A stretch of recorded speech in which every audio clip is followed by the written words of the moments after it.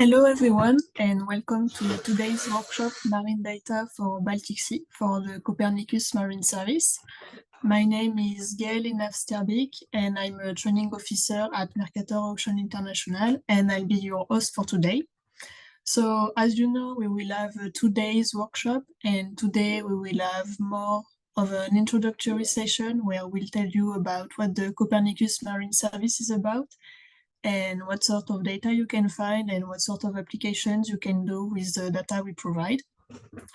So before we start, we are going to go through some house rules and guidelines. So to help you follow this workshop in the best way possible.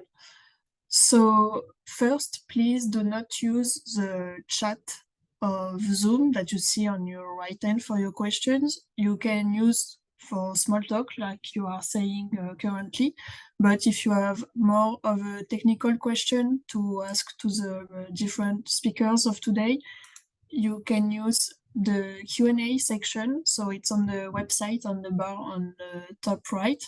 You have a dedicated section for the question, and that's when you can ask your question for today. You will also find a survey, that you can answer anytime. So not for now because it's the beginning, but just so you know. So speaking of our speakers today, we will have many interesting presentations. So to begin with, we will have an introductory session to the Copernicus Marine Service that I will do.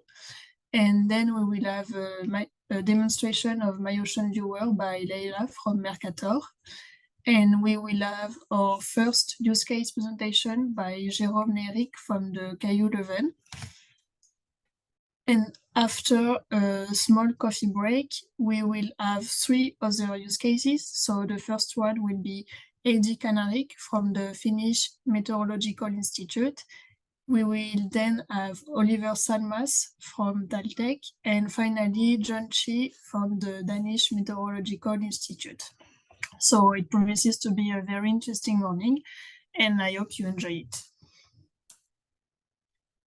So now we will jump right through the first presentation, which is a little overview about the Copernicus Marine Service is about, just to introduce you to it if you're not familiar with the service yet. So first, Copernicus is a program created by the European Union. So it's a European fully funded program dedicated to the observation of the Earth and to better understand different systems of the planet. So it includes 6 services. So you have the service for atmosphere, for marine, land, climate change, emergency management, and security. It provides information and free of charge open source data products about all of these different systems. And obviously the marine services focus on monitoring the marine environment. So to access the website and the service, so it's free to access the website and to download any project. There you will find an extensive catalog of products. All of them are scientifically qualified and they are user-driven, so they are constantly upgraded and improved. And taken into account are also the experiences of users of the service to keep updating. We provide several types of data. So we have data on the blue, green, and white oceans. So blue is all about physical component of the ocean, like the temperatures, the waves, the wind. We also have the white ocean, so it's the ice coverage, ice velocity. And finally, the green ocean, which is more about the biogeochemical component of the ocean. So everything that has to do with phytoplankton, chemical composition, and everything. So as you can see, these are just a few examples, and in terms of temporal and geographical coverage and the type of data the Copernicus Marine Service provides, it is quite varied. So it includes in situ data, satellite observation, and which are used actually to validate the model data. And then you can find data that are measured right now, so what we call real time, but also in the past, all the way back to 30 years. So it's the multi-year data that we also call reanalysis. And finally, we also provide forecast 10 days into the future. And in terms of geographical coverage, we do cover 5 areas or 6 regions, so the global region and smaller areas all around Europe, like the Baltic Sea that we will see today. You can also find on the website a visualization tool that we call My Ocean Viewer, so we will have a demonstration just after my presentation. You have 3 versions of this visualization tool. So My Ocean Learn, My Ocean Lite, and My Ocean Pro. And the demonstration today will show you how you can select a product and then see it or visualize it in a very fun way. So it will be very interesting. And we also provide specific products like ocean monitoring indicators or data related to the climate. So in this case, the monitoring indicators are key variables that help us understand how the ocean is now, how the health of the ocean is. So these are also accessible and free of charge, and they covered the past 30 years, so long-term analysis. We also provide information, and one of the ways we do that is by publishing a yearly report on the state of the ocean. So the last one has just been published like 2 days ago, so it's number 8. And we also provide ocean state report and summary, and we try to target more or less scientific communities, so more policymakers or the media, or just even the general public. And to make sure that the information gets to everyone, we do that by also creating 2 pages called the Ocean Explainers and the Ocean Climate Portal, where we explain some oceanographic concepts and current threats that the ocean is facing, and we try to explain it to everyone. And as you can see, so we try to reach a bit of everyone, and it's the data that we provide and information. It responds to different needs and or markets, as you would want to call it. So it goes from science to innovations to policies, but also to coastal service and economy sectors. So it's very diverse. And for the use case, so for example, as I said before, you will hear about 4 use cases, 4 practical applications today of the data we provide. But in the website, you will find many other examples, and we invite you to visit this page and learn from this example. And if you are a use case yourself or Copernicus data, we also invite you to submit your project as a use case. We are always interested to learn more about how the data has been used.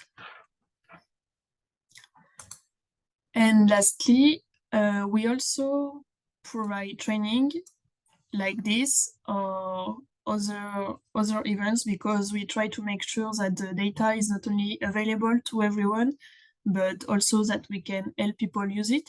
So we try to make it as accessible as possible. So we have trainings like this one or webinars, but we also have hackathons and forums or other events to try to learn how to use the data. So that's it for me for today. So I hope you got a little glimpse of what the service is about. And now we will dive a little bit more into the product itself, and then later on into the specific application. So yes, I'm inviting Leila, my first speaker, to take the floor. She will do the demonstration of My Ocean Viewer whenever you want. Okay. Hello, everyone.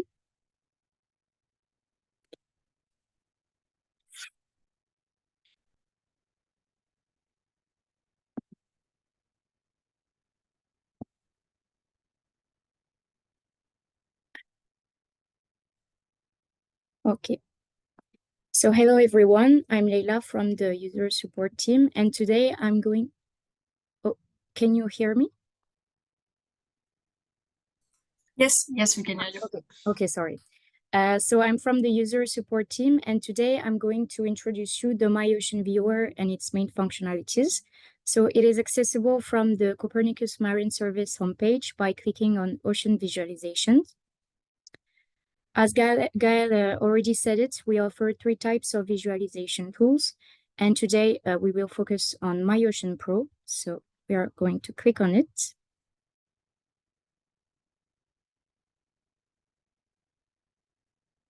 Okay.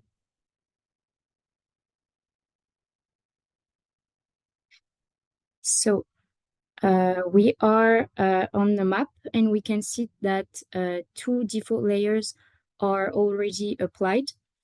On the map, you can zoom in and zoom out by scrolling. You can move around, and you can change the projection with the North Pole button and the South Pole button. With the bar at the bottom, you can change the date that is displayed. Right now, the 3rd of October 2024 is displayed, but if I click here, now the map was updated, and the 13th of April 2024 is displayed. With the bar on the right, it's the same thing, but for the depths. Right now, we are seeing the data at the surface level, but I can change the depth level by clicking here, and now we can see the bathymetry. So the first thing we are going to do is choosing our own layer. And to do that, you can click on Add Layer. This redirects us to the Copernicus Marine Data Store, in which almost 300 products are available. They are sorted in many categories: the popular product, the product recently viewed, the new products, and so many other categories. I'm going to show you 2 ways to find the best product you need for your work. So the first thing you can do is type in a keyword. For example, if I type in temperature, I get 134 products that include temperature data.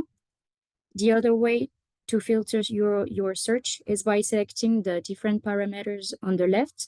So you can choose the time range, the universe, the variables of interest, the area on which you want to focus, the temporal resolution, the source of the data, and so on. For this presentation, I'm going to focus on the Baltic Sea. And for the variable, I'm going to choose the temperature. And so now we are down to 14 products. Under each product, you have some information. First, you have the name of the product. Then you have the product ID that you can copy by clicking on it. You have the source of the data. So if the data come from a numerical model or from satellite observation or even from in situ observations. Here you have the area covered by the product. You have the spatial resolution, the temporal resolution, and the main variables available in the product.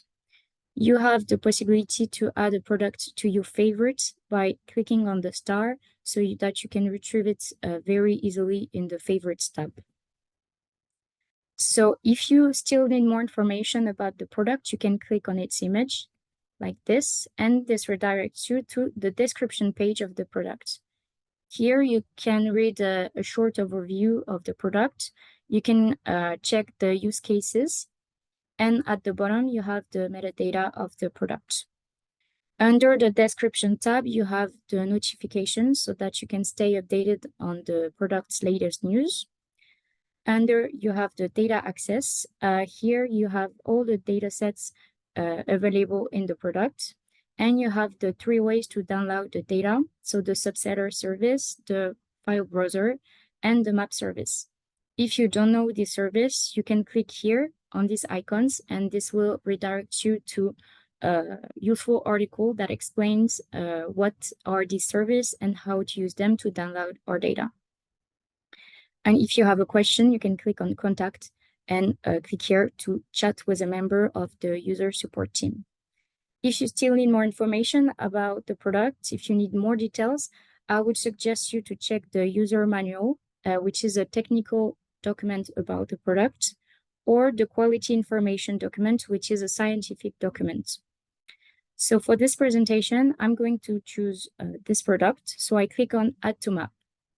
Now I need to choose a layer that is relevant to the temperature. So they are all here. And I'm going to choose this one because it is part of the daily data set as it is suggested by the D letter. So I click on Add to Map and you can see that it was added. So there are many functionalities on the viewer, and for now, I'm going to focus on the functionalities on the left. So let me zoom in on the Baltic Sea. So here we have 3 layers. You have the possibility to delete a layer by clicking on the cross here. You can hide a layer by clicking on the eye icon. And you can change the priority of the layers by moving them like this. For each layer, you have several functions. First, you have the possibility to retrieve the information about the layers product you chose. By clicking here, you can explore other layers that are available in the dataset you chose and even on the product you chose. And that's what I'm going to do for this layer. Right now, it's the seawater potential temperature for the global region. So if I click here, I can select a new layer and changing it for the seawater velocity. By clicking here, you can configure your layer. So you can change its opacity. You can change the color map like this. You can even invert the color map. You can increase or reduce the number of steps to contrast your map. You can change the minimum and maximum values. So for example, if I change, wait, I'm going to hide this layer. If I change the maximum values to 5, and then click here, I will mask all the values that are not within this range. So all the values that are above 5 disappeared from the map. And with the auto button that you can see here, the viewer will analyze the data that are currently viewed on the screen. And it selects the suitable minimum and maximum values to contrast your data. With some layers, you have more parameters. So this is the case for the seawater velocity. You see here, there is the style parameter. So right now the style is solid, but if I check the solid and the vectors, you can see that arrows appears and they are indicating the direction of the current. And I can display the vectors only. And finally, with the log button, you can change the value scale to log. All right. Now I'm going to present the functionalities on the right. So with the viewer, you have the possibility to create objects. These objects can be points. They can be lines. And they can be areas. Okay. So you can see that for each object, graphs are automatically created. So you have the possibility to add other graphs by clicking here. And you can delete a graph by clicking here, or you can delete all the graphs. You can expand them so that you can see them better. Then you can adjust the axis like this. And finally, you can export the graphs to the NetCDF format, the CSV format, and the SVG format. You also have the possibility to join 2 graphs, two figures together, 2 objects like this, so that you can compare the data. So it can be pretty useful. And to ungroup them, you just have to click here like this. Okay. Under the objects, you have a new functionality. So this import button, With this button, you have the possibility to import geometries. So you can import well-known text files, you can import GeoJSON files and shape files. I'm going to show you an example when I'm importing shape files. So I click on import, and now you can see that the shape was imported on the viewer. On this import function, you also have presets, so already designed area. So for example, if we click here, I can select a geometry that is already present on the viewer. If I select the Baltic Sea and click on import it, now we have a figure that englobes the whole Baltic region. All right. With the settings here, you can customize your map even more. So you can change the way it is displayed. You can decide to show toponyms or not. You can change the projection. You can change the object units. You can show additional statistics on the graphs, and so many other parameters that I will let you explore on your own. Wait, let me just redraw a shape here. Okay.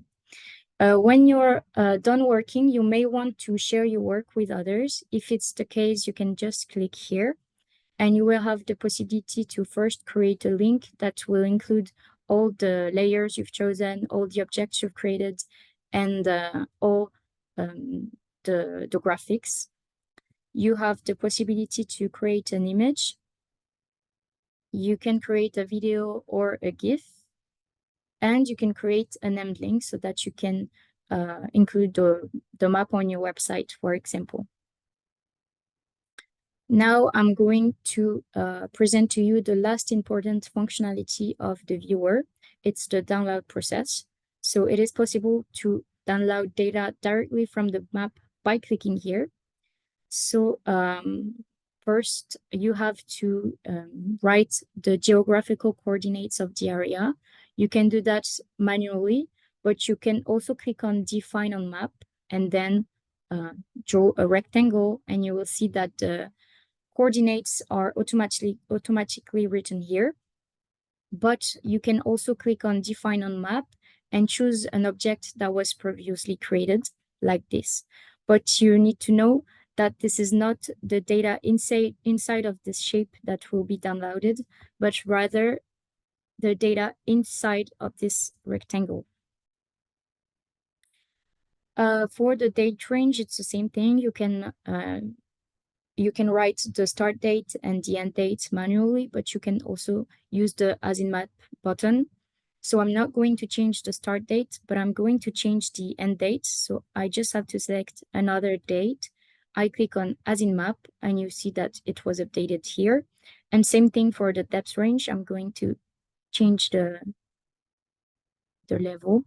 I click on As in Map, and now we all have the coordinates to download your data. On top of the seawater potential temperature, you can download other variable from the dataset. So for example, I can download the seawater salinity. And once you're done, you can click on the download button. Sometimes you will see a red warning telling you that the size of the data you're trying to download is too big. When it is the case, you have to reduce the size of the data, so you can reduce the size of the geographic area or reduce the date range or the depth range. But if you really don't want to touch your data, if you want to keep them like this, you can use other download methods. So the first thing you can do is using the file browser. So the file browser is a service that delivers the data as originally produced by the producer. So you just have to select a year, then a month, and you choose the files for the day you want to download. You need to know that in a file, the whole geographic area will be included, so the whole Baltic Sea. And it will also include all the variables that are present in the data sets. So that's why the size of the file is big. The other way to download your data is by clicking on Automate. So with this button, you create automatically request for the Copernicus Marine Toolbox, for the command line interface, and for the Python API. So you just have to copy your request and then you can use it with the toolbox. If you don't know what's the toolbox, you can click here and this will redirect you to an introductory article about the toolbox. Okay. Many shortcuts are available on the viewer. To discover them, you can click here on this icon, and you can see that there are many shortcuts. For example, a useful one is the Z letter. You can hide all the tabs so that you can see your screen more clearly. Finally, if you have a question or if you need some information, you can click on the chat icon here. This will open this window. Before asking a question, I would recommend you to click on the help here and try to search what you're looking for. For example, if you want to search for an information about a viewer, you can type in my ocean and you get an article, Introduction to My Ocean Pro Viewer, that explain all the things I explained today and even more. You have all the details here. But if you really need to talk to someone, you can click here, then click on Ask a Question. First, you will be talking with Blue, our AI agent. Usually, he gives a good answer, but if his answer is not satisfying or if you really need to talk with a real human, there will be an option, talk to a person, and then you will be talking with a member of the user support team. All right, I'm done with the presentation. I hope I was clear. Don't hesitate if you have a question. Thank you. Thank you very much, Leila. It was a really nice presentation. So we have a few questions, obviously. So I'm just going to answer one.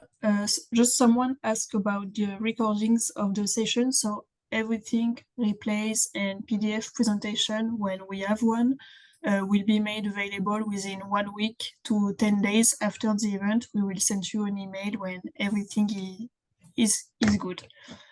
So for the products and other things, so the first one was on the data, if we have Copernicus data on pollutants. So I know we have data on the nutrients. I'm not sure about metals and other things. And no, it's not the case. We don't. Even for plastic, we don't have okay. pollutant data. Yes. So sorry, not yet available. Yeah. This one was about the name of the file. I think the meaning of the was it for daily? Yes, it was for daily. Okay. So in the data set, sometimes you have the capital M letter. So it means monthly, D for daily, H for hourly, and yeah, that's it. Okay. But we have an article in our help center. I think it's called, no, I don't remember how it's called, but if the user wants to ask a question for the article, it can come to talk to the user support. Okay. Okay, this one was a question about the water column structure with the viewer. Can you do it, or is it just the surface? There are depth profile and water column graphics. So you can export the data to the format you want to. Yeah. Okay, yeah, so not only the surface, also the way to the bottom of the ocean. So that's nice to know. And also for viewing local data, so it's what you show during the presentation. I guess you can do a really small area, maybe next to the coast. It will work the same, I guess. Yes, you can show sea data for data next to the coast, if this is the question. I'm not sure I understood the question.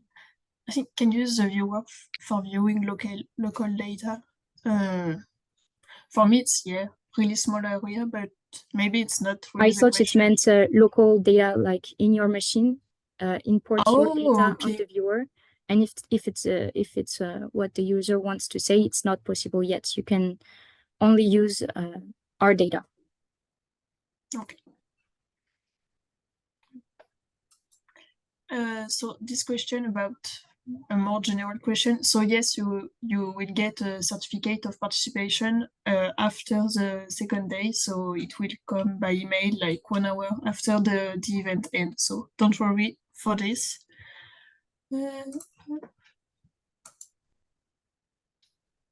So this question, I think it's kind of the same as before with local data. Yes, I think Yes. the same. And no, it's not possible yet. Yeah, you can only use the data on the Copernicus website. Still not a tool to see your own data.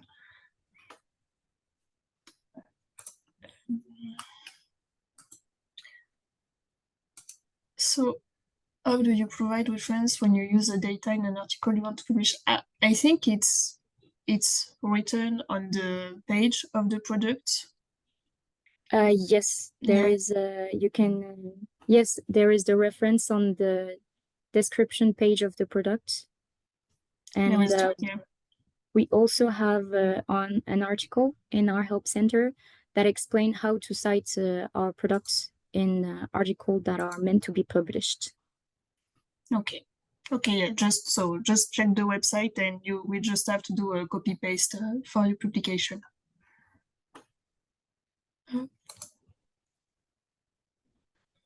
So is there any rate limiting when using the Python API to download data? I think there is, yeah. I don't know. No. Oh. With the Python API, so you're using the toolbox, and with the toolbox, you can there's no size limit for the data you're trying to download. Okay. That's one of the benefits of the toolbox. Yeah, actually. and we will have a demonstration of the toolbox Friday morning by Leila also, so come to see how it works. Yeah. But yeah, good to know. Which of these products can be used outside of Europe? So all the global products, obviously, you can see on the catalog which one is it, because we have several filters to choose your area. And I guess you can also use the viewer outside of Europe to see the data. Yeah. Yes. You just have to put some other question. And so, sorry, lots of questions at the same time. Could API reach the same output as you showed, that we can download 3 times series from viewer by selecting a region of interest? Wait, could API reach the same output as you showed?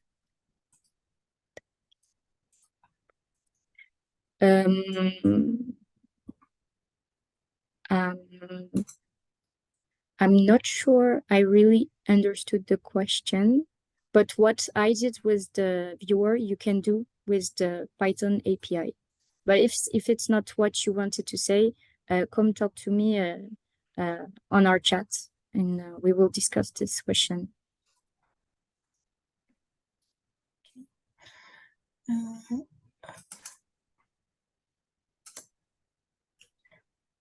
Is Copernicus Marine Data limited to data that local marine services provide, or do you also get global research data? So we have, I'm not sure I understand the question also, but we have data, in situ data, satellite data, and model data. So I'm not really sure what it means global research data, but I guess for me it's global scale. So I would say like with satellite, we have all the satellite data from EUMETSAT, the ECM, WF, and other type of entities. So it's really lots of sources of data. Yeah. I'm not sure the question has been answered correctly, but if it's not, yeah, please develop the question. Is it possible to automate map generation in the viewer? I don't know. Is it? I don't think it's possible. Example, a script to generate a time series of maps. No, it's not possible to automate something on the viewer. Okay. Okay, it's just a visualization tool. So Yeah, and yeah. download the data. Okay. I have lots of questions coming. I guess I can. Yeah, for this question. Oh, okay. Oh, yeah. What? It was this one you were saying? Yeah, for this question, right now I can't answer because I will need to look at the data store. But same thing, come talk to us on the chat, and we will help you choose the best data sets.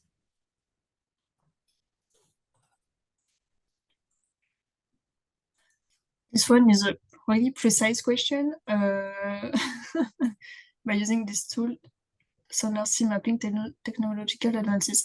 Well, I guess with the institute data, maybe this kind of tools is used to do some. Yes. Yeah. So the set technology as any marine life.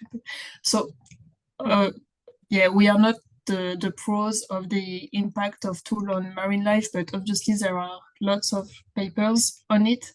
But yeah, definitely the sonars aren't really a nice thing for dolphins and whales and stuff like that. So, but papers will tell you more about it than we do. So,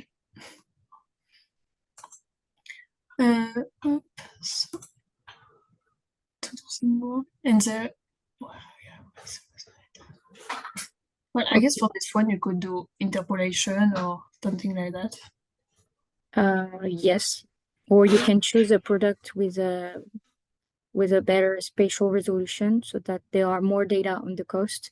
It all depends on the product you choose. Yeah. And so I think we have time for like one or two last questions. Is it possible to get the forcing data set that are used to make the original product? I don't think it is. You just have the finished product on the catalog, but I don't think you can have access to the forcing data set. Yeah. So just one last question.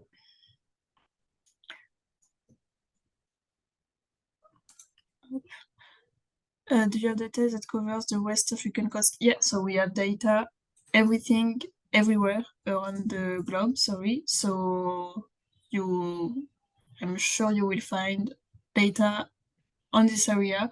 We have also all type of data, bio, geochemical, physical, so it shouldn't be a problem. But yeah, I guess it depends the product you want to use there. But yeah, we have the data everywhere. Yeah. Even in the Arctic Ocean. So okay, so for this one, it's good. I just saw one question also about tutorials available. So on the webpage event, you have the tutorials for this training session that will be presented Friday. So the full tutorials are available. So we invite you to look at them because Friday it would be just a short summary of the tutorials and a question answer session. So if you want to look at tutorials, you can. There is also a page on the website with all the past tutorials. So we invite you to check it if you want to have some examples. But for all of the questions that haven't been answered, we will do a post-event report after the event where all the questions will be answered in it. So you will be able to have the information you're missing from the Q&A session, but we have to move to the presentation of Jérôme. So thank you very much, Leila, for your nice presentation and your Q&A session. Thank you. And see you.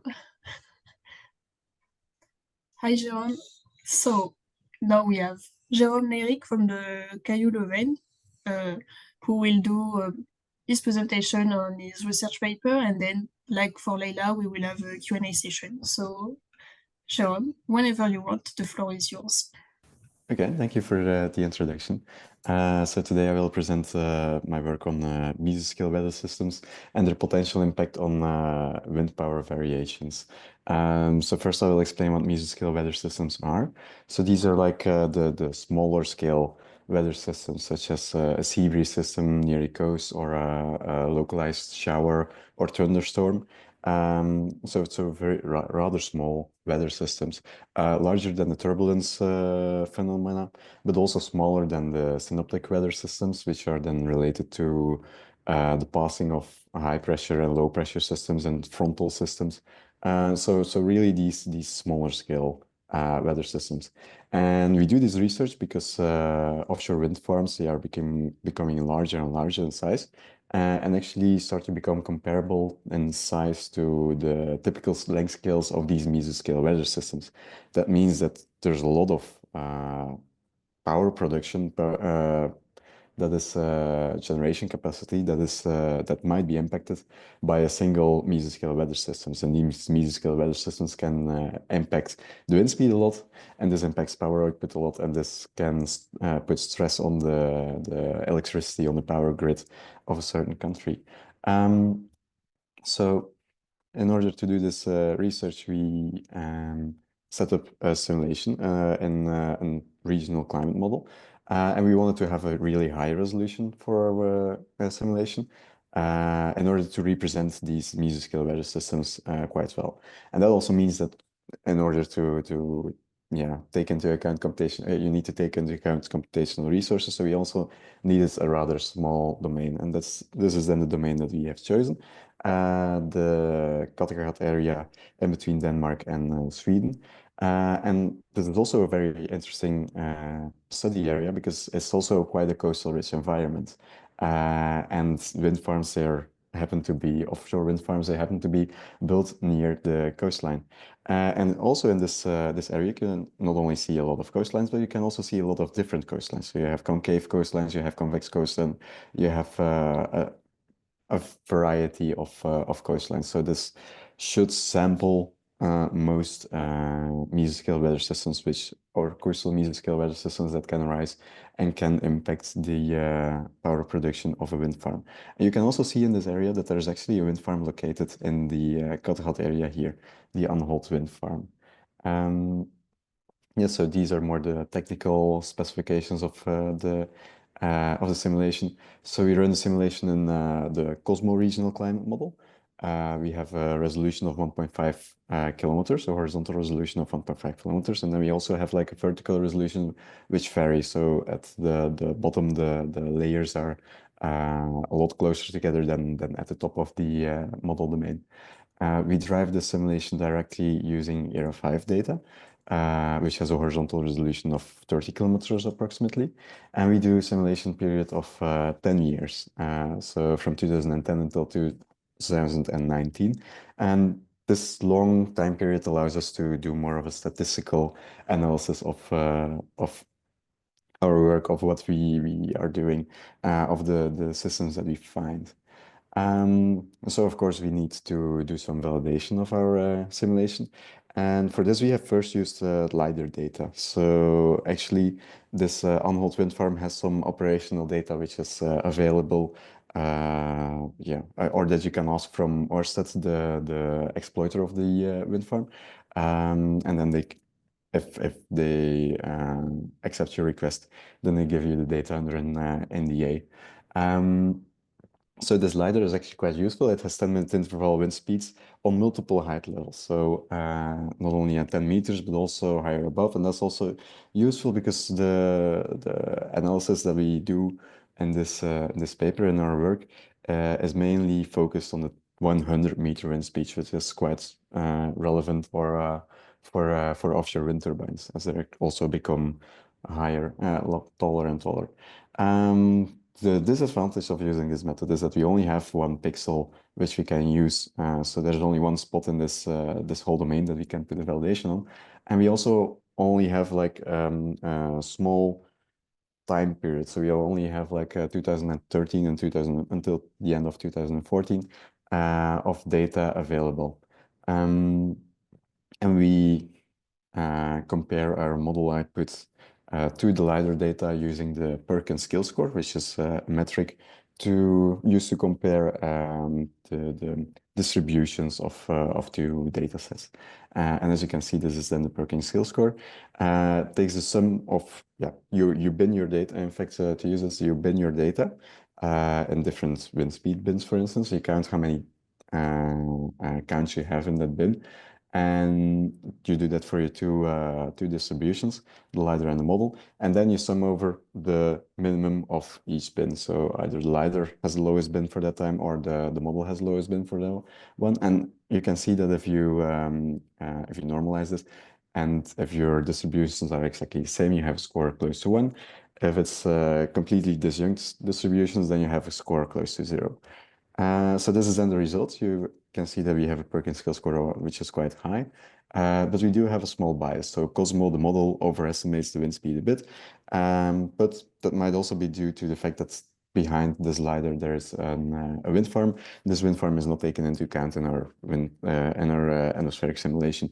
The fact that this influence is actually rather quite low or of the wind farm might be due to the fact that the dominant wind direction in this area is west. So in fact, the LiDAR is not that often impacted by the effects of the wind farm. But of course, this is only one pixel that we can validate on. That's not good enough to do some decent research. So what we also did is we used some scatterometer data, which is made available by the Copernicus Marine Service. And this actually has more of a better spatial coverage. So you can see over here, these are the pixels which are then in the data set. The scatterometer uses remote sensing to infer the wind speeds and wind direction at 10-meter height.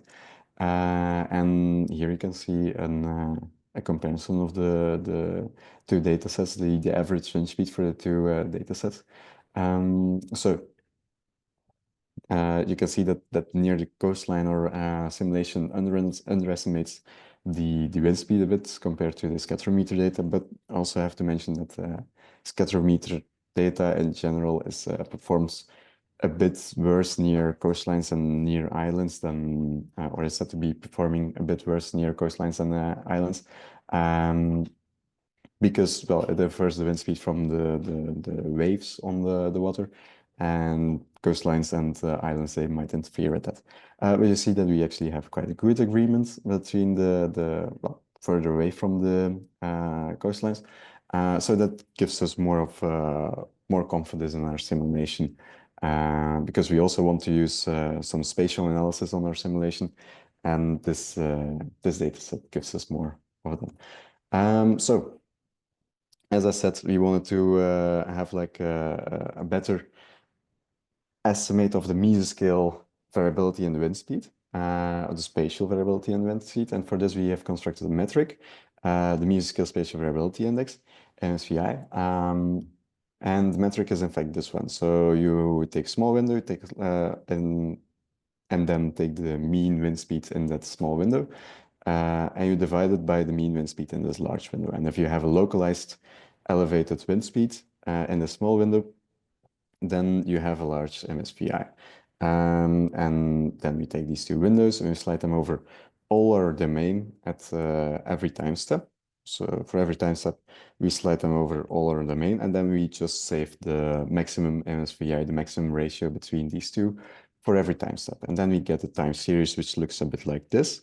And behind these peaks that you have in this graph, there should be, well, there is a high mesoscale spatial variability, and there should be some kind of mesoscale system at that time step that we can find. And indeed, as you can see on these two examples, we can find a variety of mesoscale weather systems. So on the left of the image, you can see a convective system traveling over the Kattegat area with lots of convective cells, and this was also accompanied by localized showers or underneath these convective cells. And on the right, you can actually see something different. So this is a sea breeze system that you can see over there. And the sea breeze system is actually something that occurs in stable conditions, contrary to the convective systems. And you can see actually that due to the sea breeze system, you actually have a very large area behind the coast where the wind speed is actually quite low. So this also impacts wind farms quite a lot. So this is very nice to get some examples, but you can also do some statistics on these on this MSVI that you have. So what we've done is we've actually grouped this, taken the average MSVI for summer and winter for every hour of the day. And then you get, if you put this in a graph, you get something like this. Please note that the graph, the y-axis starts at 1, but 1 also would mean that there's an MSVI of 1 would mean that there's no variety in the wind speed. And as you can see in this data, you see that there's in summer quite a large diurnal amplitude, cycling with temperature of land a bit. So this led us to believe that there's actually a large influence of the surrounding land on the offshore mesoscale spatial variability, because this MSVI, we've only done it for the offshore pixels of our domain. The onshore pixels are not taken into account, and still you can see this large diurnal amplitude.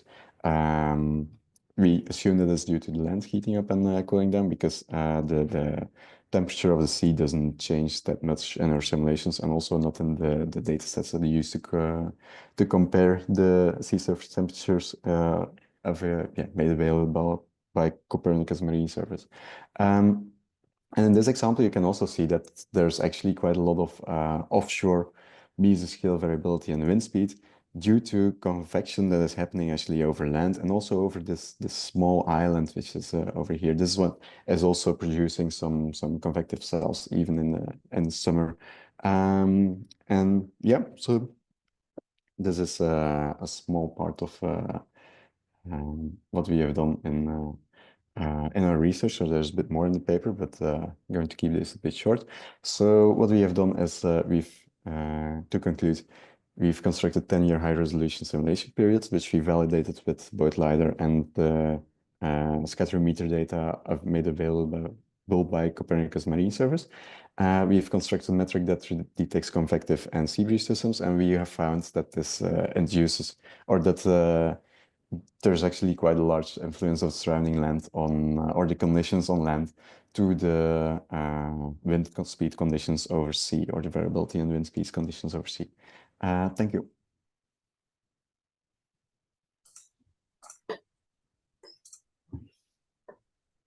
Thank you very much, Jérôme. So it was a really nice presentation. I think it was very clear because no one asked questions. So yeah, so I guess everyone understands. So if someone has question a little bit later, don't hesitate to look at the paper, I guess. But yeah, otherwise, I think we can go on a break. So we will be back in 15 minutes. And oh yes, no, wait, one question. So it's about what sources of scatterometric data you used for the Baltic Sea. So that's the METOP scatterometer devices. So yeah, these are found that you can find them at the Copernicus Marine Surface repository. They're made available by the KNMI, the Dutch Weather Service. Um, yeah, don't know the exact name of it, but it was the 12 kilometer resolution data set that we've used. Okay. Yeah. Well, you need to look at the paper, I guess. Yeah, actually, yeah. And is the Era 5 resolution enough to force a model? Yeah, that's indeed a bit of a topic in regional climates modeling. But yeah, we believe that it's enough to force a model because we have found very little differences between the when we did a way larger domain, we took like 3 times the lateral distance of the or the lateral size of the domain. Found very little difference in the spectra of the turbulence or the wind speed variability that we've checked. But indeed, this nesting strategy is quite a big topic. But indeed, we've also put an appendix of this in the paper. Yeah, Okay. I can link the paper perhaps. Yeah. Okay. So we will put the link for the paper now, and we can put it also after the event on the with the replays in the PDF presentation. So yeah, no worry All about right. this question. Yeah. Okay.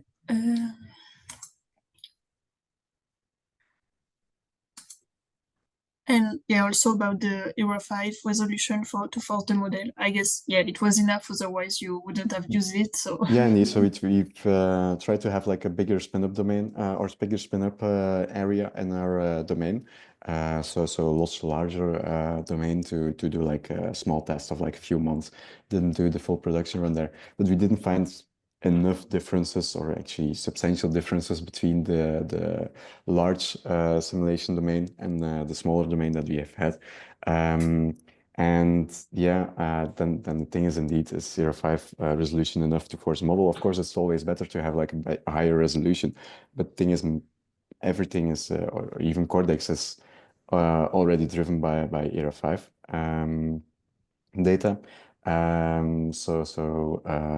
Yeah, if it's not in the Era 5 data, an intermediate resolution model will have will not be better at performing or introducing these systems in the model than a high resolution model would do. So yeah. Okay. And then also in the studies, what difficulties did you encounter? Yeah, one of the things that one of the there were a lot of difficulties because, for instance, running the model on a supercomputer is difficult, and one of the one of the problems that we encountered was actually also with sea surface temperature. One of the switches in the model was switched on, the sea ice thing, and some combination of switches in the model resulted in the sea surface temperature not changing during the simulation. So then we were looking at then we had like a larger error in scatterometer data in summer and a lower one in winter and a higher in summer. You had like these trends in the data. Couldn't find out why, and then eventually we found out that it was due to the sea surface temperature, and then eventually we found that due to a combination of switches in the model, the sea surface temperature wasn't going through this update loop in the code of the model. So that was one of the main difficulties, I would say, in the research. Yeah. And of course, research is always like a very gradual progression. Yeah, if it would be easy, people would know. Yeah, indeed, it wouldn't be worth doing. Okay. And this question about the VS double For different VX. domains in sense of resolution. We did well. We only did it on the model output data, performance on model output data. So that's always the same resolution.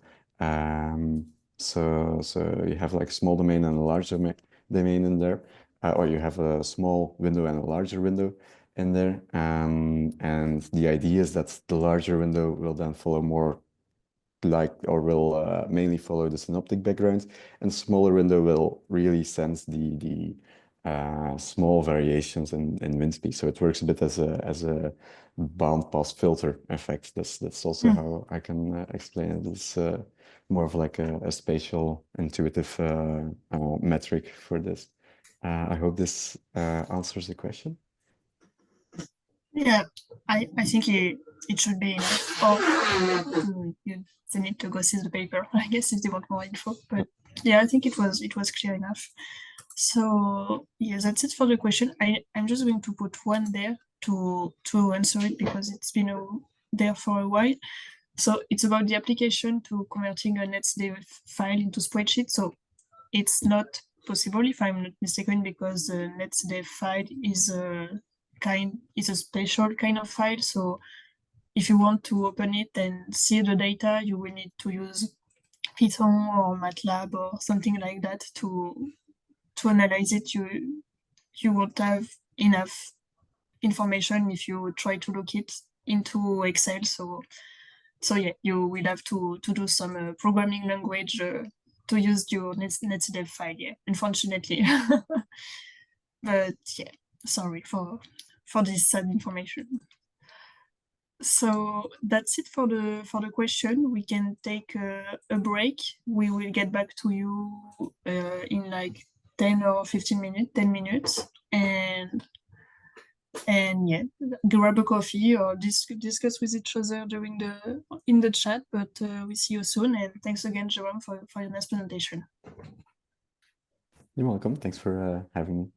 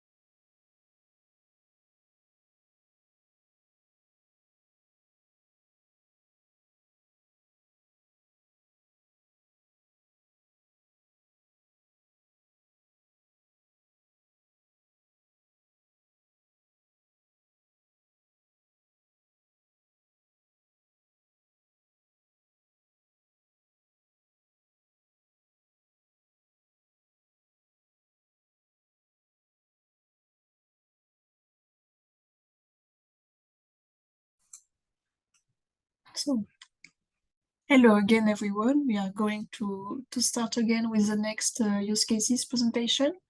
So, our first speaker after the break will be A.J. Kanarik from the Finnish Meteorological Institute.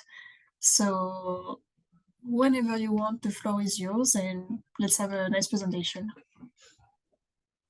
So, hello everyone, I'm Hedi Kanarik from Finnish Meteorological Institute, and in the Marine Research Unit in FMI, we are also part of the Copernicus Marine Service Baltic Sea Monitoring and Forecasting Center, and together with our many Baltic colleagues, we are producing these Baltic Sea model products, and in FMI, we are especially focused on the wave multi-year and forecast products.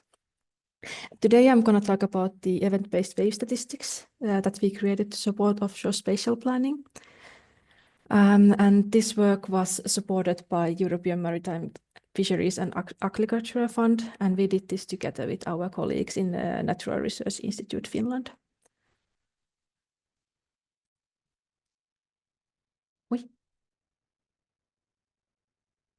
I was a bit too eager to change the slides.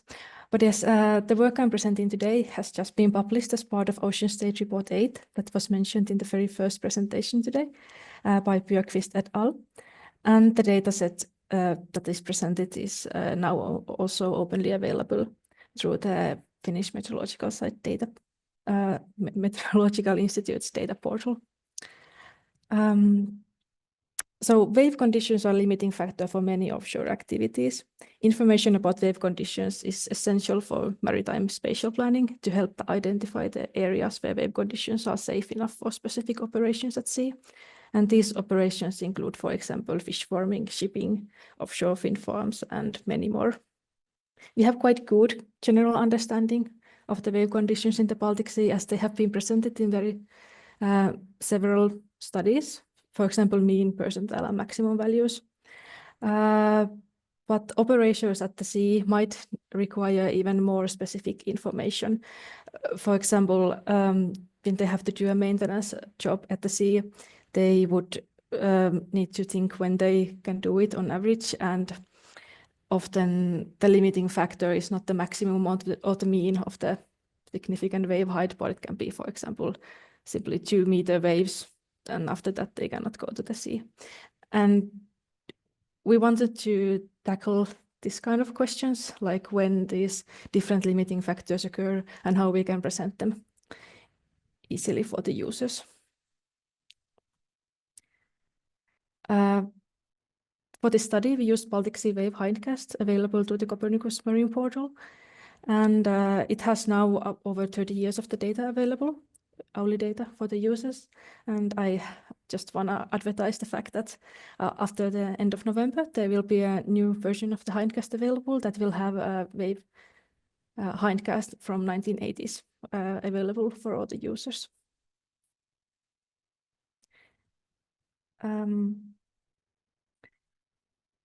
We took aquaculture as our example users of the wave information. With Natural Research Institute, we wanted to see in which Finnish sea areas we could, based on the wave conditions, build more fish farms, and if this can be done more outside of farther from the shore. And for this, we talked to the operators at the fishing farm industry, and this one user defined that they are able to feed the fish if the significant wave height is below 1 meter. And this is actually quite low. And for the maintenance and the placement and harvesting, they needed even calmer situations. And on top of this, they need the feeding to be able to be done often enough. For example, in this case, at least 70% of the time.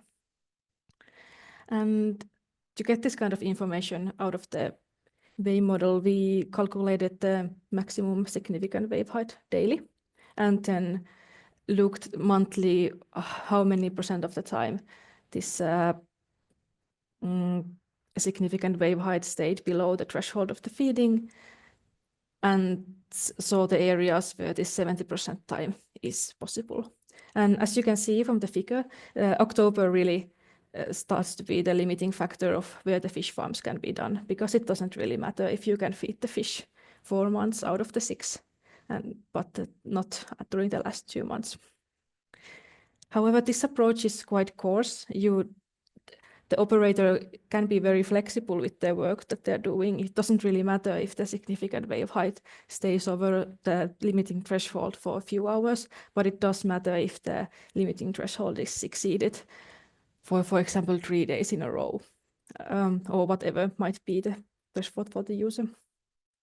So to tackle this question, we looked into the event-based wave statistics. And what I mean by this is this when, how many times, and for how long significant wave height exceeds a critical threshold at a certain area. So in this figure, you see a time series from the model at 1 point, and then the 2 example thresholds given here. And as you can see, depending on the threshold, the number of the events, N's here, can vary largely, and also the duration of the events. And this example is, for example, in the Botnian Sea, quite close to the coast, but not at the location of current fish farms. And there has been, for example, events in September where significant wave height has stayed over the limiting threshold for feeding over 13 days. But as we have a model, I mean, this is a very common approach to be done to the time series data, but with the model data, we can also have this to cover the entire Baltic Sea. This is an example figure you can get out of the event-based wave statistics. In the left side, you see the number of events when significant wave height was, for example, over 4 meters in the Baltic, on average during 1 year. And then their median duration of these events over 4 meters. And these were now calculated from the hourly data from 1993 to 2021. So looking at the time series as each grid point in one nautical mile dataset. So going back to what we can do with this, with the fish farm point of view or the user point of view, is that we can give quite detailed information on the wave conditions at certain locations. Here we have an example site in the coast of Botnian Sea, where we had a test fish farm quite close to the coast, about 10 kilometers. And then we had this example site that we tried out, just in these calculations, 20 kilometers more offshore. And we looked at the events when the significant wave height went over this feeding threshold of 1 meter. These events also happen so often, so we only calculated the event-based statistics here for the smaller area. In the left side figure, you see the number of events during the growth season, mean number of events per growth season yearly. And the growth season of the rainbow trout is from May to October. And you can see that if you go from the coastal side to the more open sea, the number of the exceeding events doubles in this distance. However, you can also go more deeply into these 2 points. And in this upper and middle figure, blue and orange indicate the locations of the figures.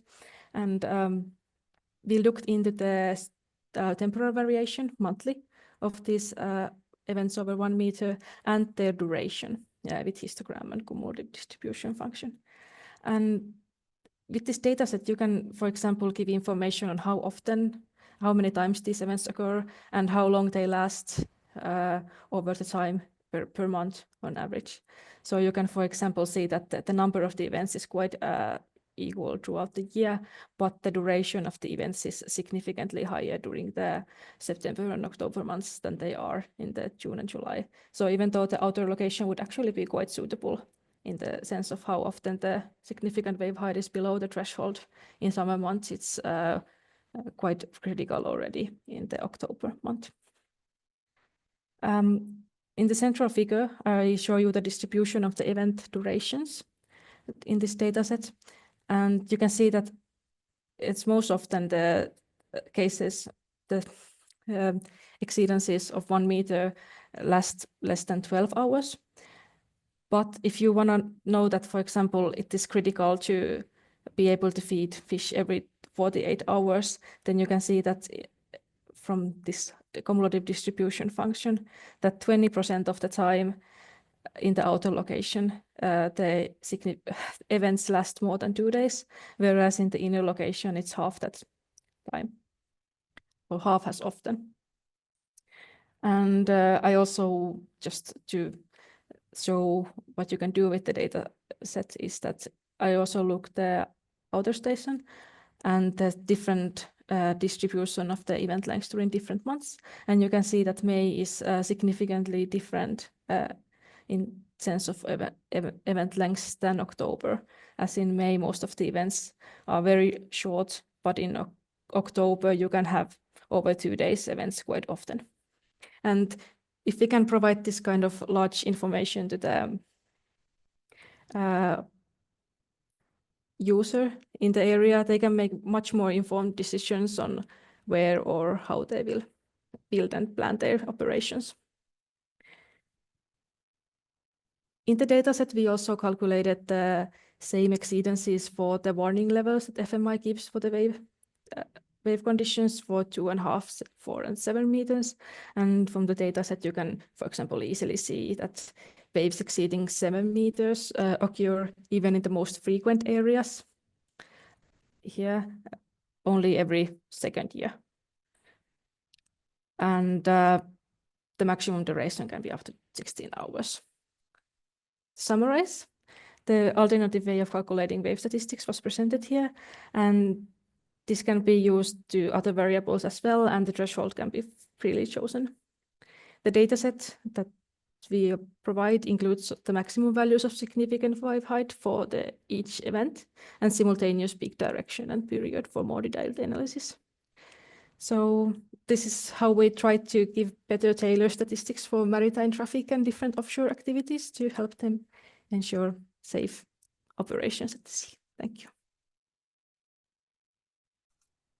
Thank you very much, Heidi. It was a really nice presentation. So we have a few questions for you. So we also put the link to your paper on the chat for people to see. So one question was about the scripts you used. If you could share them. I don't know if you have the right to do that, but yes, they actually in the dataset that is linked there, there is also the codes that we used for the calculation. For downloading the dataset, we use these original NetCDF files that are downloadable from the Copernicus site. That was, okay. I think you presented how to do it in the beginning. Yeah. So we used the daily dataset daily files for that. Okay. And yeah, the scripts are available in the place. And you are very welcome to contact me and ask for advice if I have not documented them well enough.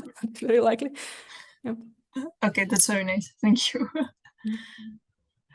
So, one question about the fish farmer.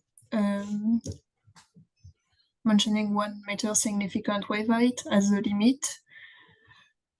So, did they base their limit on current technology expansion or even newer technology solution?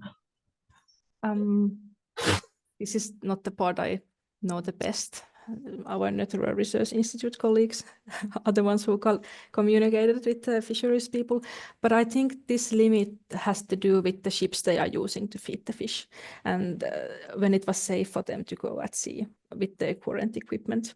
But it is true that with more advanced technology, you can probably have a higher significant wave height to still be able to operate.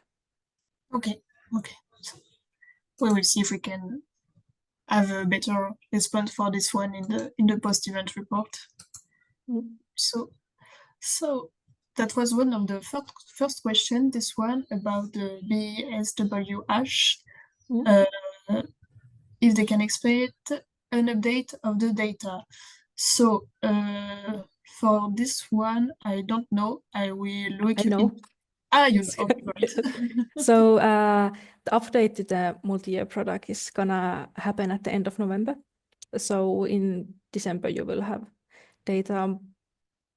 I think at least till the end of May this year, hopefully closer to the present time. But the multi-year product is always at least 3 months behind because it uses ERA 5 as the forcing, and we use this best available ERA 5 to produce it. Okay. Okay, great. Thanks for the precision. And the last one I have right now is about the wave period, also included in the dataset. In this event-based dataset, we saved the peak period during each event's maximum significant wave height. Like when you have one event, you have this highest point, and we only saved the information on the period at the highest time. It is because we need to save a lot of space, so we only save the start time, the maximum time, and then some variables at the maximum. Right. But if you use the data set and look at the certain event, then you can trace back to the original files and get all the information there for the specific event. Okay. Okay, that's good to know. Okay. So that's it for the question for you. So thank you very much. Thank you. And well, I guess we move on to Oliver's presentation. And thanks again, Heidi. It was really interesting. So hi, Oliver. Hi. So I let you start. And good presentation. See. Yep. It moved. Now, hi, I'm Oliver Samlas from Tallinn University of Technology. I'm a junior researcher / PhD student, and my presentation will be on the potential of using Copernicus marine service products for eutrophication status assessment in the Baltic Sea. Now, why do we need it? Is that eutrophication is considered the most challenging environmental problem in many sea areas around the world, and this includes the Baltic Sea. Now, HELCOM, or Helsinki Commission, targets this problem and has a goal to mitigate human-induced eutrophication. Now, to do that, HELCOM has coordinated actions to reduce the nutrient load and improve the Baltic Sea environmental status since 1974. And it also carries out joint monitoring and assessment in the Baltic Sea area since 1979, with the first periodic assessment being published in 1986. Currently, they do this sort of holistic assessment called HOLAS, and the latest one is HOLAS 3 for the period of 2016 to 2021. Now, how do they do it is with core indicators that have been developed by experts and adapted by HELCOM, and they reflect achievement or non-achievement of good environmental status, or GES. This comprehensive indicator-based assessment system evaluates the environmental status based on nutrient concentrations, direct and indirect effects on eutrophication or of eutrophication. Now, to ensure the high confidence of assessments and to minimize the potential influence of natural variability on the results, long-term and systematic measurements are required. As I was saying, to ensure high confidence of assessments and to minimize the potential influence of natural variability on the results, long-term and systematic measurements are required. And this is exactly where Copernicus marine service products come in, because currently routine marine environmental monitoring is carried out with too low spatial and/or temporal resolution. And that in turn reduces the confidence of assessment results as stated in the latest HELCOM indicator reports. Yeah, so how do they do it? They have this sort of indicator sheets or indicator reports. And on the left side, we can see an example of the chlorophyll A indicator. And what they do is they have this sort of ecological quality status. The aim is still to evaluate whether good environmental status is achieved or not. But this sort of subclasses help to how to say, they can be induced to introduce more subclasses of the eutrophication status, and they do it basin by basin, and we're going to be concentrating on the open sea basins and leave the coastal areas out. Now, when they do this sort of indicator report or status assessment for each indicator, they also make an integrated eutrophication status assessment, similar with 5 subclasses, along with the confidence of how confident they are in the results in each basin. Now, I have been working with Copernicus Marine Service products for around 5 years now, because my PhD project was within the EROSI project, and our aims under it were exactly the same, to demonstrate how Copernicus Marine Service products can be used for the eutrophication status assessment, also to demonstrate whether the quality can be improved by simulating more vertical profile data. This was done by our colleagues at the Danish Meteorological Institute. And I do believe that Yoon Chae is next presenter after me, so maybe he was the one responsible for that, or one of the people. So maybe he'll also cover this, and then to communicate the results back to the main stakeholders. And the reports from our project are available. And these are the combined 80 pages of how we did it, why we did it, and what were the results. Now, we use the reanalysis products because they incorporate actual measurements into the model results. And we have all the new last year around March, they changed the product. So we got to do it, all of the calculations with 2 products. So we have this comparison moment. An example of the dissolved inorganic nitrogen, or a thin indicator of what it looks like visualized. Calculations are based on, as I mentioned, HELCOM methodology as average concentrations in the surface layer, that's 0 to 10 meters for December to February. And for example, if you want to do that for chlorophyll A, then it's June to September. And again, you can do it basin by basin, or and then finally, combine them on the whole Baltic Sea. This is just for the visualization. Now, on to the actual status assessment. As we can see, HELCOM monitoring. We have a while currently HELCOM uses the ecological quality status, we use the eutrophication, which is basically the older version of it, but it still introduces 5 subclasses. And still, we have the eutrophication ratio for most of these parameters, or all of these parameters. So this is the one we can, all of the things we want to show are equal, so we can compare.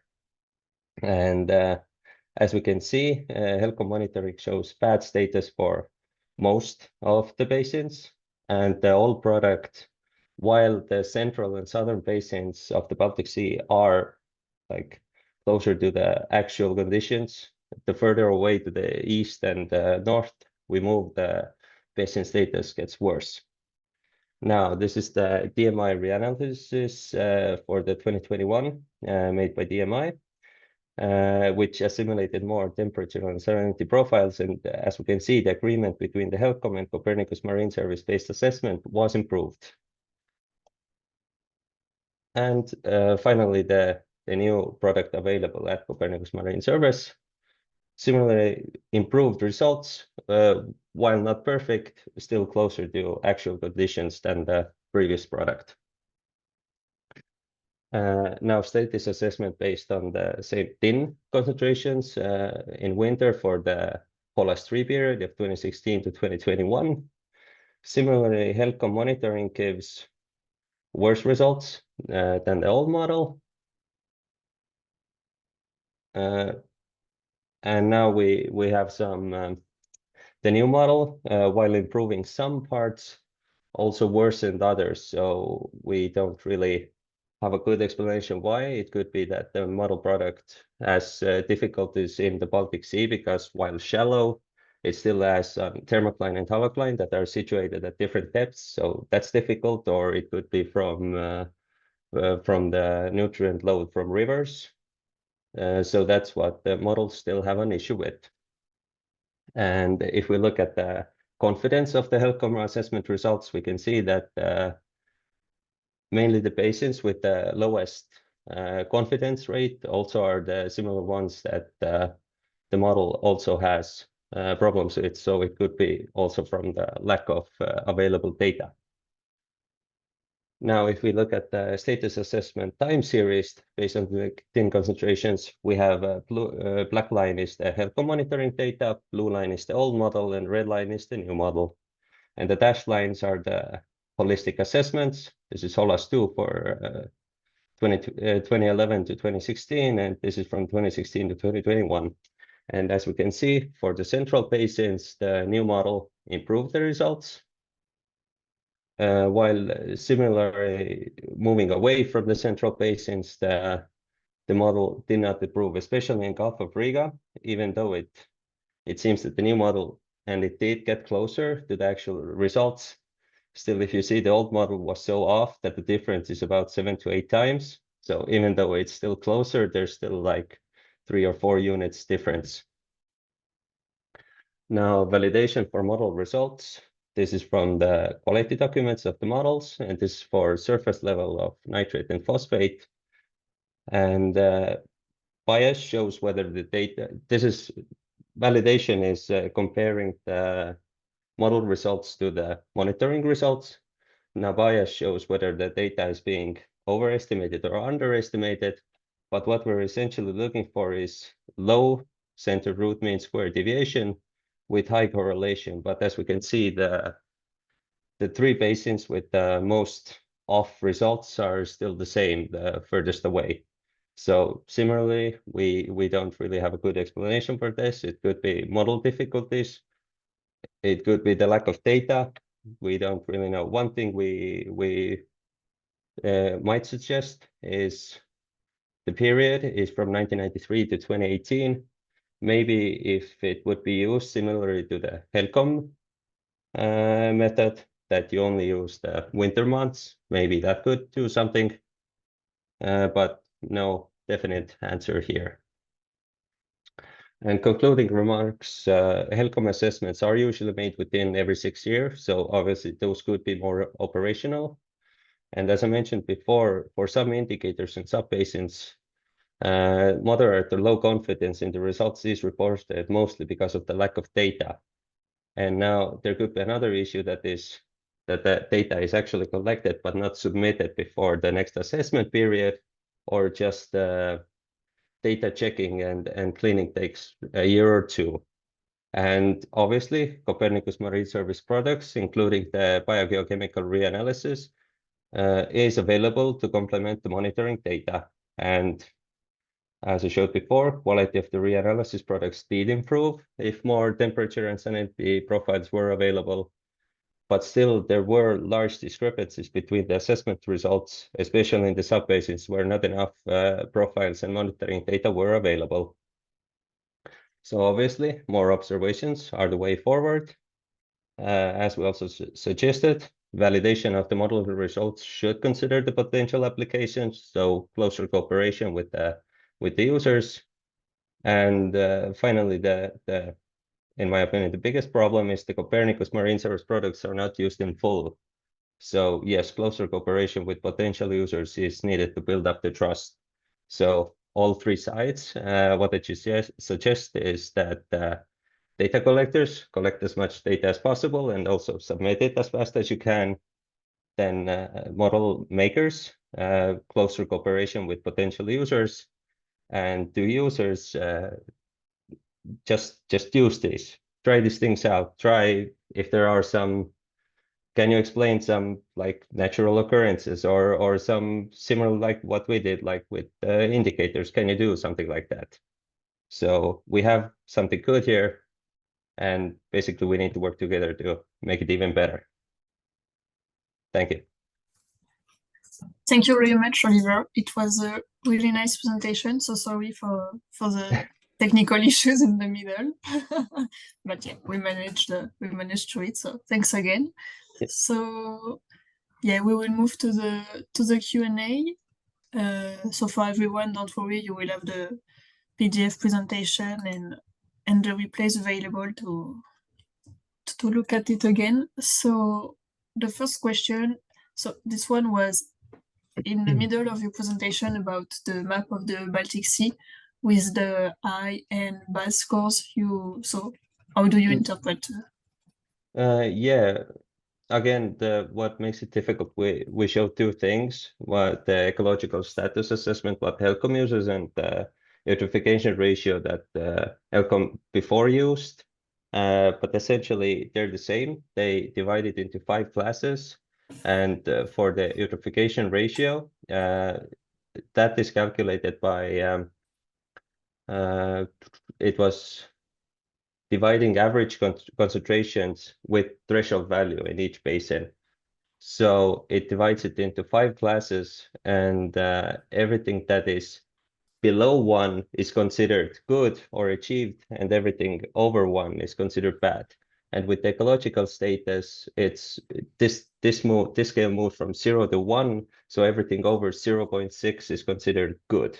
So yeah, you need the numerical values to interpret it. Okay, well, like a correlation. Yeah. So, can your approach be used also in fisheries to get good environmental status, and why? If usable. Yeah, this is a bit difficult to answer because, first of all, I don't really know what fisheries need. If it is if fisheries are also operated around like eutrophication level or like nutrient levels, then yes, absolutely, it can be used. But I think fisheries are a bit more complex. They need their own parameters and indicators to show that.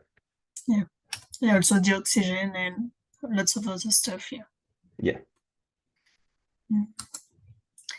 So this question about other parameters available. So yeah, for the eutrophication, you need to take into account several things, like you said, but you will be able to answer better than I am.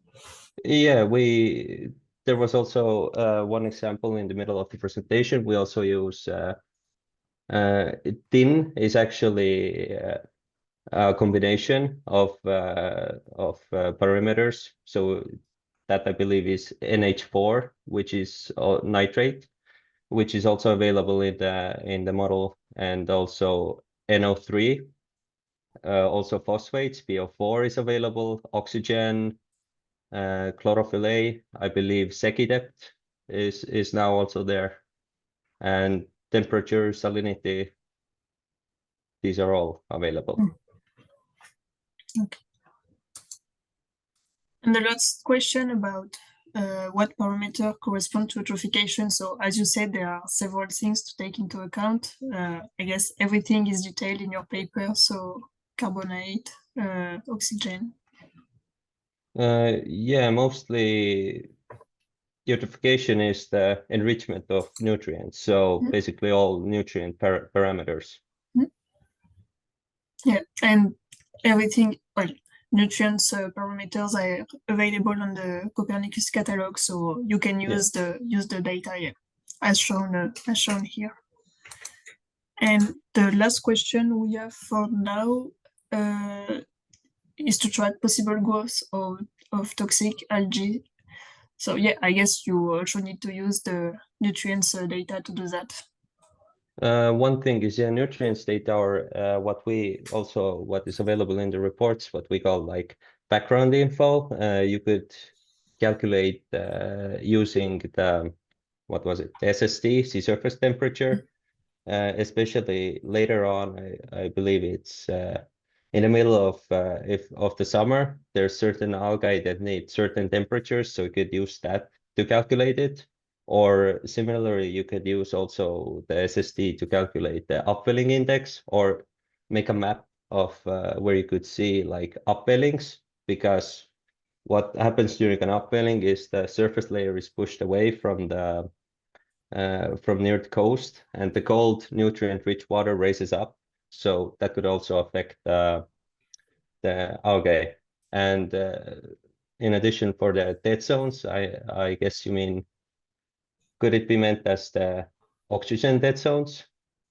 Because HELCOM also has a different indicator for the oxygen depth, or the oxygen that should be there but isn't. And actually in the same reports, we also calculated that. Okay.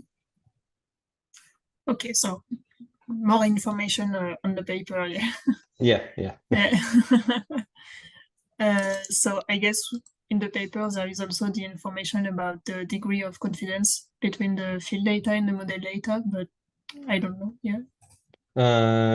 We actually don't use the confidence. This is mainly Helcom, and Okay. they do it by the main thing again is the available data that they can use. That is the main confidence, and I do believe that they even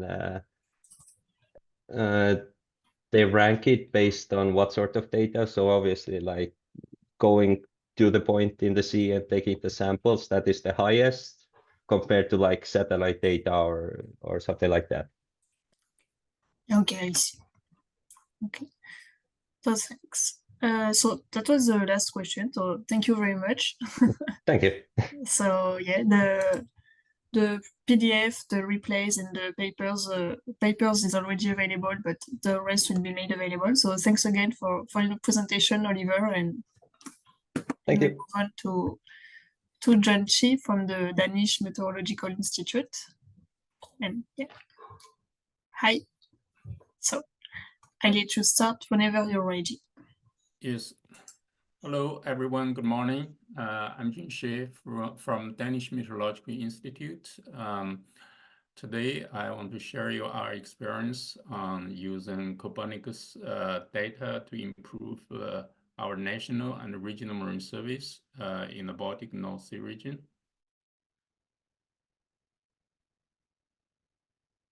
So DMI is an official focal point of civil oceanography in Danish realm. In the ocean side, we mainly provide services for storm surge warning, like climate service regarding to sea level rise or flooding risks, also to serve maritime navigation and offshore wind farms, energy part, also marine environment, like eutrophication.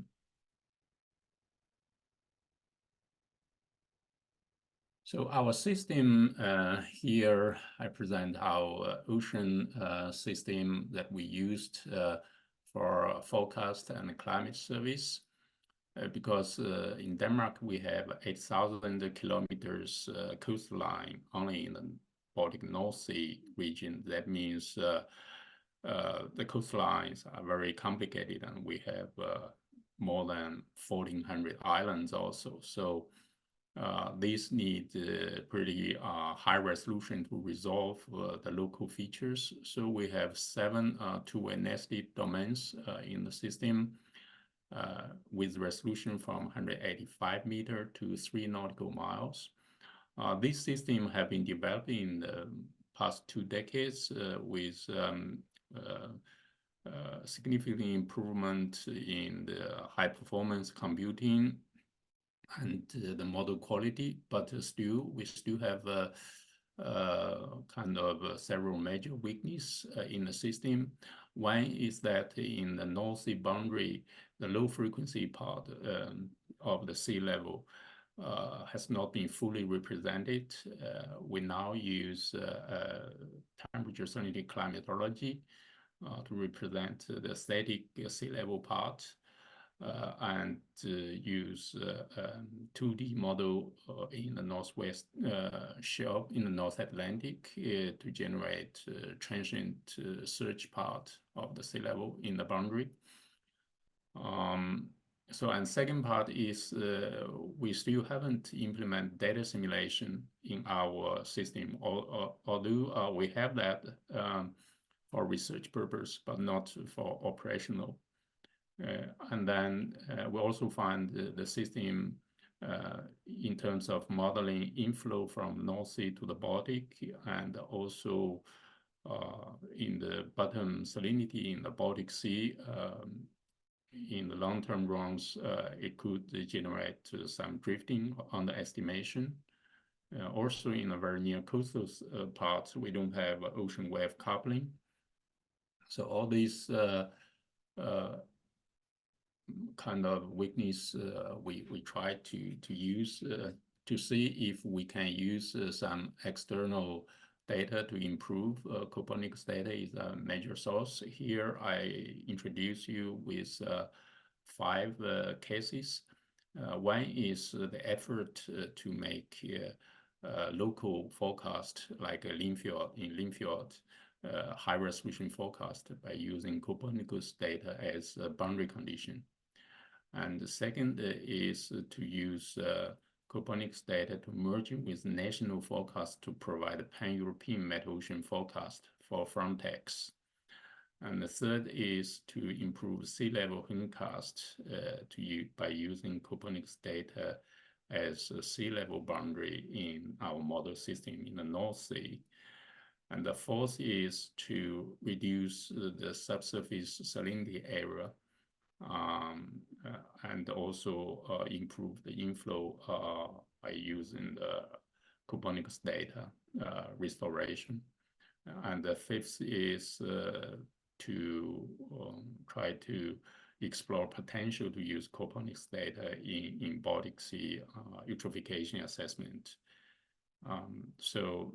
This one is related to our collaboration with the TARTEC, which Oliver just introduced.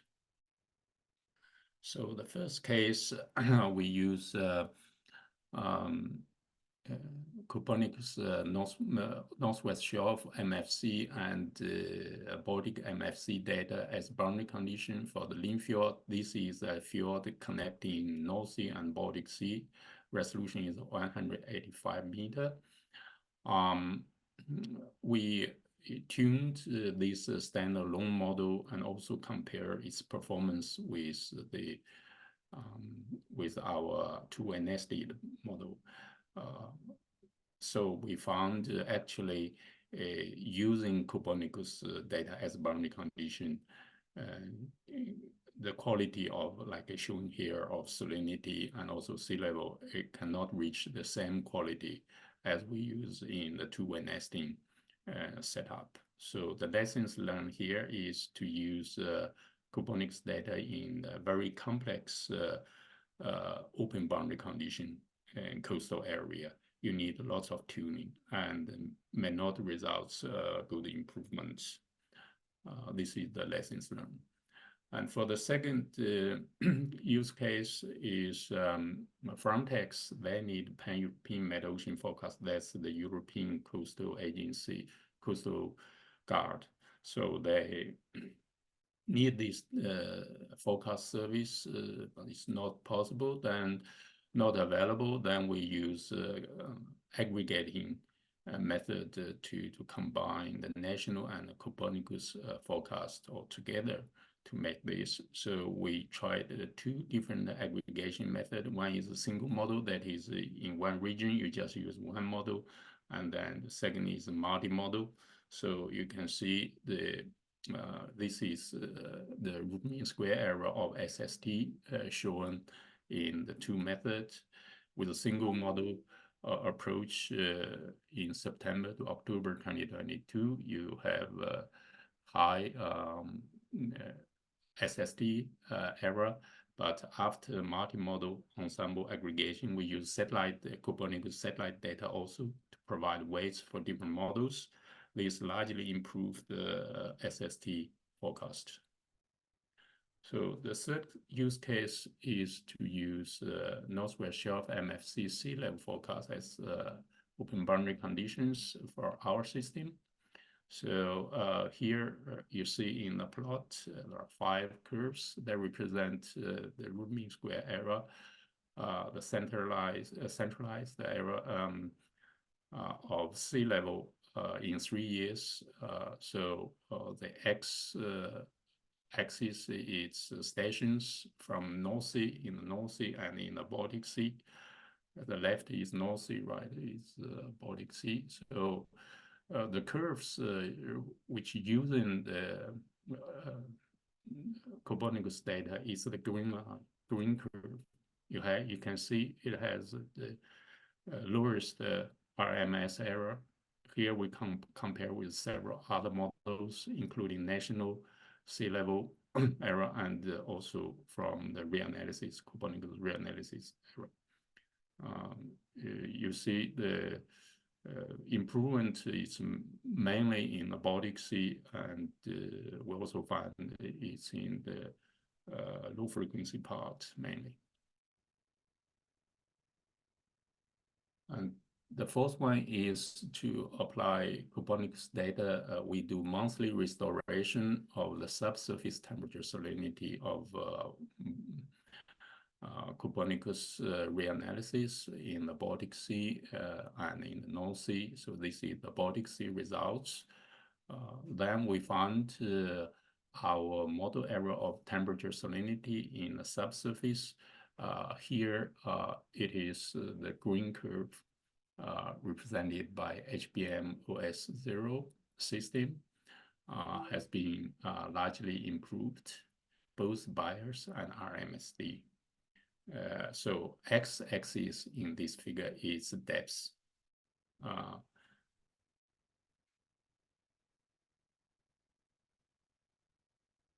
The last one I want to share with you, that's the eutrophication assessment.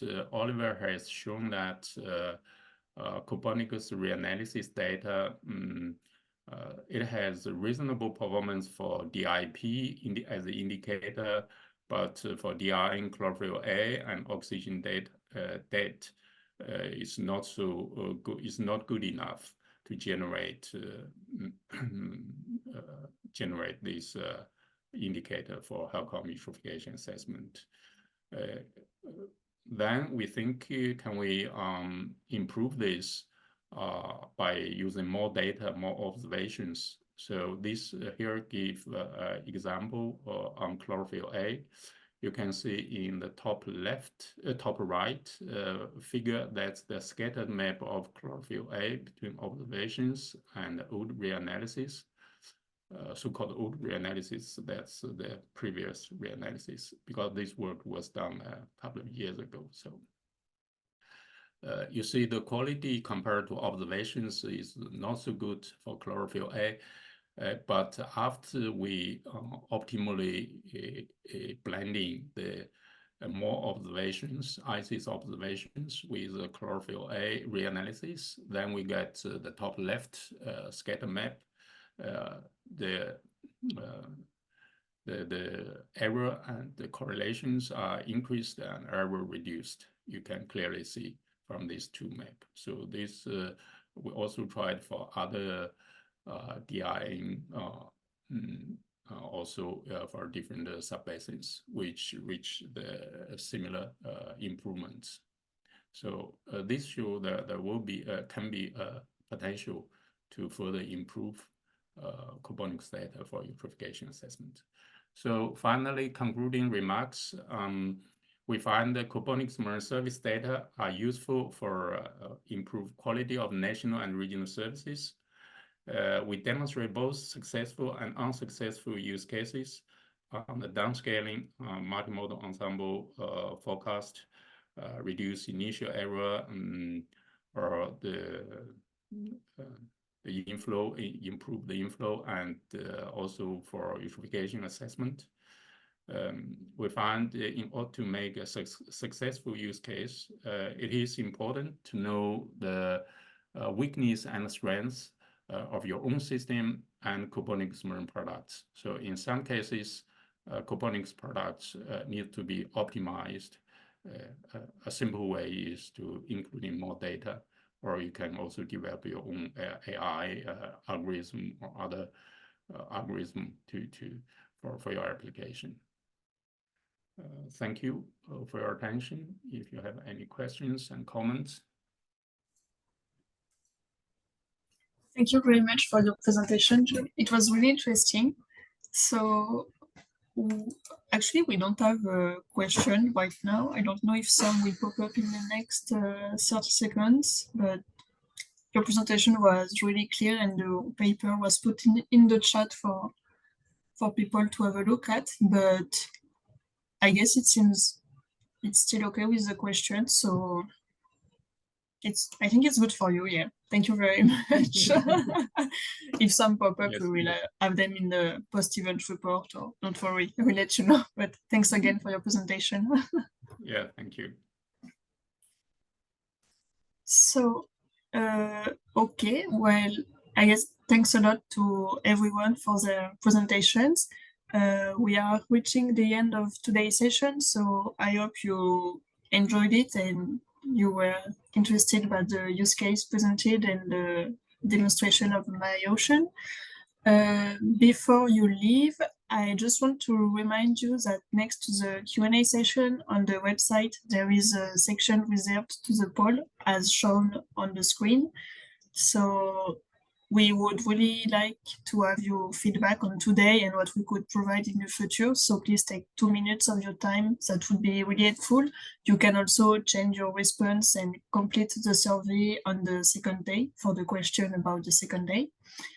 So as you know, the practical session will be the day after tomorrow, so on Friday. If you haven't had time yet, I invite you to check the full tutorials to get ready for it. So the full tutorials are available on the webpage event. And Friday for the second session, we will have only a summary of the tutorials and a Q&A section. So if you have time, have a look at the tutorials to ask your questions live in 2 days. And yes, that's it. So our expert will be there to answer your questions, and we will also find Leila for the Copernicus Toolbox presentation. But yeah, thank you. Have a nice day, afternoon or night, depending on where you are, and see you in 2 days. Bye.